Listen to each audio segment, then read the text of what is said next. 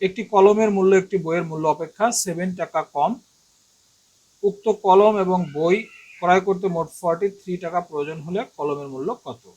মনে করি কলমটির মূল্য x টাকা এবং বইটির মূল্য y টাকা। কলমের মূল্য যেহেতু বই থেকে 7 টাকা কম, অর্থাৎ কলমের মূল্যের সাথে যদি আমরা 7 টাকা যোগ করি তবে আমরা বইয়ের মূল্য পাবো। সুতরাং আমরা লিখতে পারি x + 7 = y। আবার বলছে কলম এবং বই এই দুইটা একত্রে ক্রয় করতে 43 টাকা প্রয়োজন, অর্থাৎ কলমের মূল্য প্লাস বইয়ের মূল্য সমান 43। আমাদের প্রশ্ন বলছে কলমের মূল্য কত, অর্থাৎ আমাদের x এর মানটা বের করতে হবে। x = what? এখান থেকে আমরা দেখি x + 7 = যদি y হয়, x - y = আমরা লিখতে পারি -7। আর এই সমীকরণটাতে আমাদের আছে x + y = 43, সো আমরা লিখি x + y = 43।